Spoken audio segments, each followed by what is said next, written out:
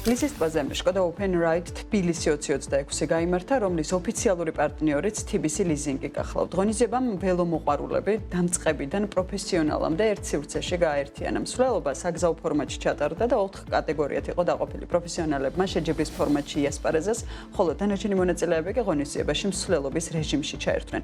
ღონისძიებას ესწრებოდა BMG-ის რეპორტიორი ნინი გიგიშვილიც და უფრო მეტ დეტალს მოგეყვებით მისი ვიდეო ისტორიიდან.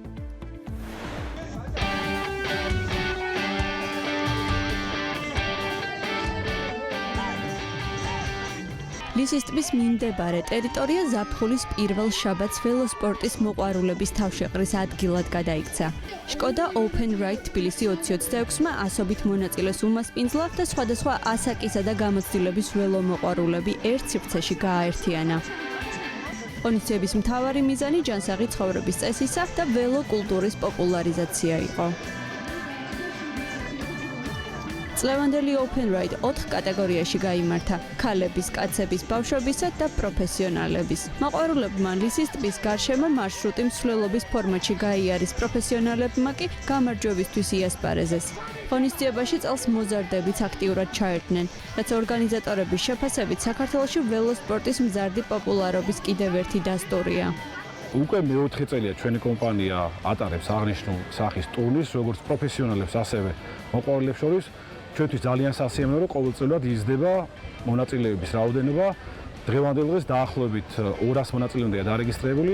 გამარჯვებულ 2 ადამიანს საშუალება ექნება გაიგზავნოს ჩეხეთში და დაათვალიეროს Skoda-ს მუზეუმი, გაიცნოს ბრენდის ისტორიას.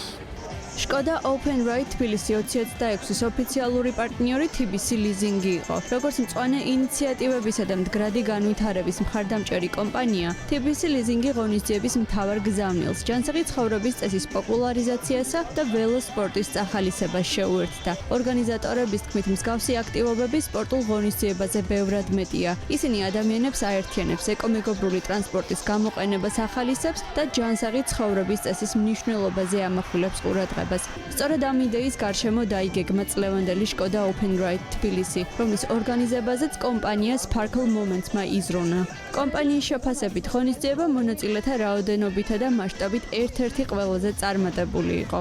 Skoda-თვის ველომსვლელობის კულტურა არ არის ახალი. საქართველოშიც უკვე მეოთხე წელია ტარდება ეს მსვლელობა, მაგრამ წელს არის ყველაზე მასშტაბური და ძალიან გვიხარია, რომ ჩვენი კომპანიაც ამ მსვლელობის ნაწილია.